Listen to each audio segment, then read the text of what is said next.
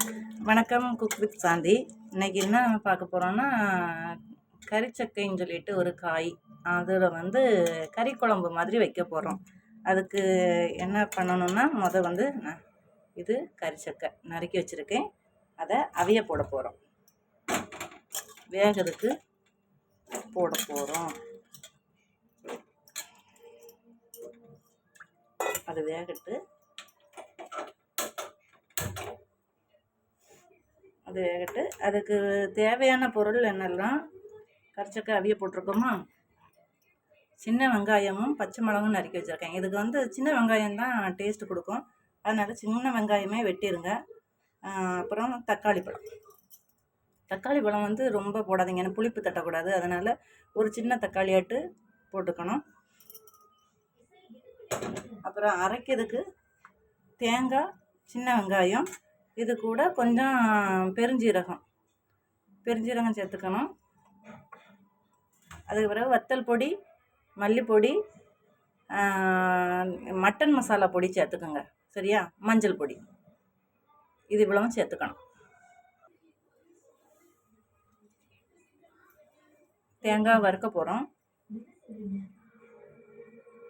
Mutton குழம்பு வைக்கிறதுக்குள்ளே தான் வைக்கணும். இதில் கொஞ்சம் எண்ணெய் ஊற்றிக்கிட்டேன்.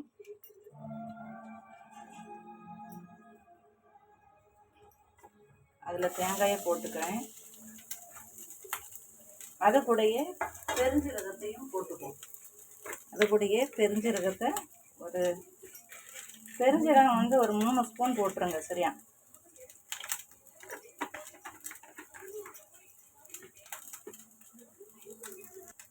நல்லா இந்த ப்ரௌன் கலர் வர்ற வரைக்கும் வறுத்துக்குங்க.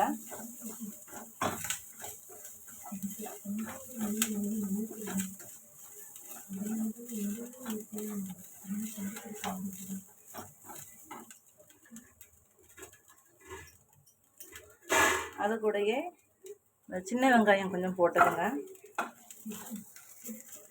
தேங்காய் வறுத்துட்டு இருக்கும்போதே கொஞ்சம் கருவேப்பிலை போட்டுக்கோங்க. ப்ரௌன் கலர் வந்துடுச்சு. இதில் வந்து என்னென்ன மசாலா சேர்க்குறோன்னு கொஞ்சம் கவனிச்சுக்கோங்க. தீயை கொஞ்சம் குறைச்சி வச்சுக்கோங்க.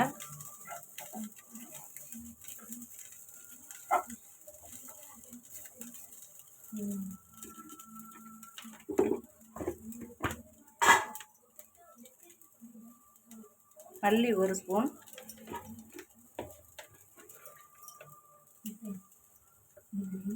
வத்தல் பொடி 1/2 ஸ்பூன்.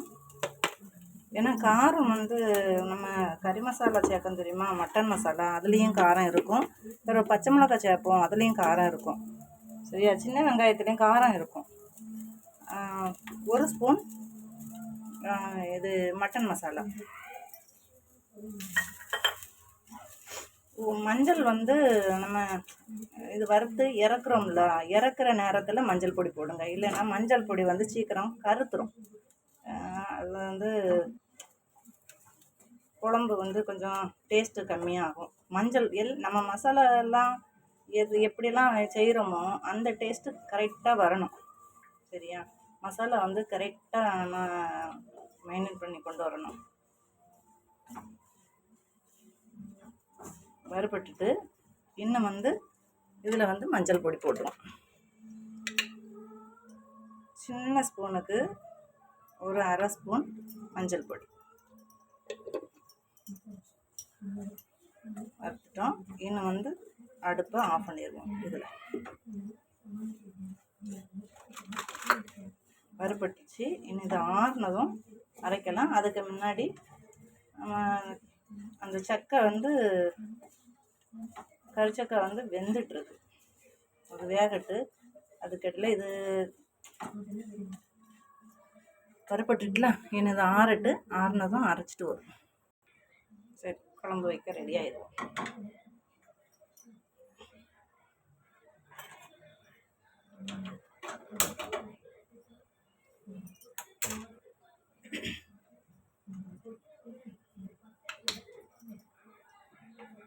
தேங்காய் எண்ணெய் ஒரு 2-3 ஸ்பூன் போல் தேங்காய் எண்ணெயை ஊற்றிக்கிட்டு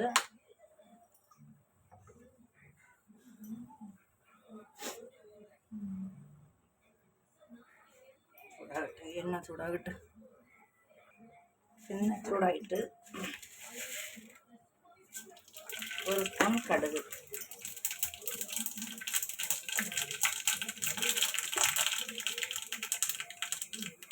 கடுகு பொரிஞ்சதும் சின்ன வெங்காயம் பச்சை மிளகாய் போட்டுக்கணும்.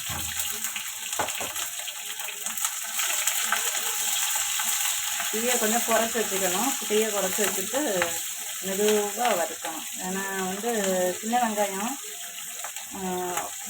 கலர் மாறாமல் அப்படியே கொஞ்சம் கொஞ்சமாக கலர் மாதிரி வரணும். போட்டதும் நம்ம தீ கொஞ்சம் அதிகமாக எரிஞ்சோம்னு வைங்களேன், வெந்திருக்காது, ஆனால் கலர் மாறிடும். புரிஞ்சா? எண்ணெயில் தான் நாங்கள் வேக வைப்போம்.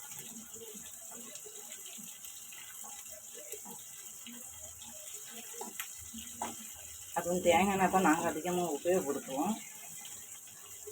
வெங்காயம் வேகட்டு. வெங்காயம் அரை வெக்காடு ஆயிடுச்சு. அது கூட தக்காளி பழம் போட்டுப்போம்.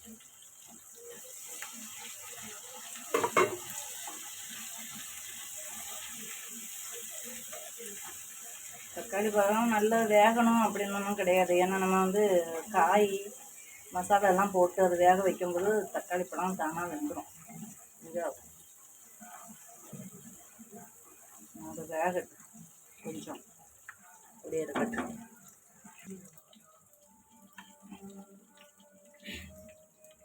வெங்காயம் நல்லா வசங்கிடுச்சு. இன்னும் வந்து என்ன சேர்க்க போகிறோம்னா இஞ்சி பூண்டு விழுது. அது வந்து ஒரு 1.5 ஸ்பூன் போட்டுருங்க. மட்டனாக இருந்தால் ஒரு 2 ஸ்பூன் போடணும். இது வந்து சக்கைனால் 1.5 ஸ்பூன் போதும். சரியா? இது வந்து நான் விழுது வந்து நான் எப்பவுமே டப்பாவில் அரைச்சி வச்சுக்குவேன். இஞ்சி பூண்டு நல்லா விழுது மாதிரி அரைச்சி நம்ம டப்பாவில் போட்டு வச்சிட்டோன்னா அவசரத்துக்கு ஓடிட்டுருக்கண்டாம்.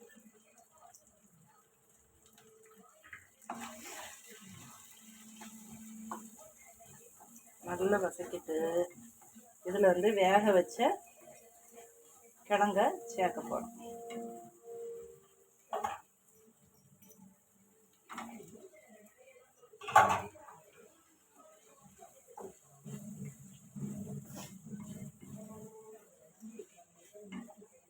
நல்லா பெரட்டி விட்டுட்டு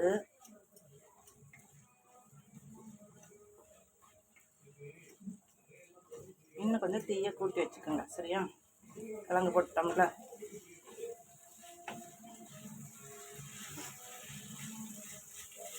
இன்னும் அரைச்சி வச்ச மசாலையை சேர்க்க போகிறோம்.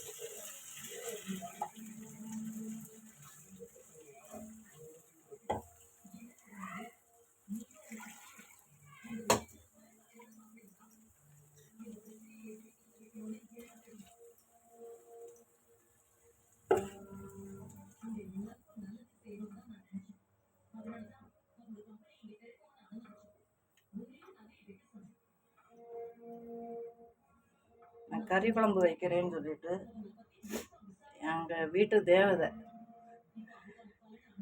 என்னை தேடி வந்த சொந்தம் உன்னை தான் சொல்கிறேன். பக்கத்துலேயே வந்து நிற்கிறா, கறி போட்டு கொடுப்பேன்னு.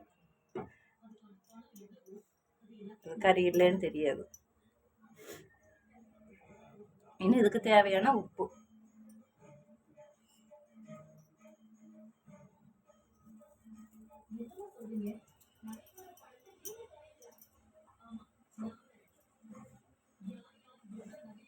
உங்களுக்கு எவ்வளோ தண்ணி வேணுமோ அதை சேர்த்துக்குங்க. சரியா?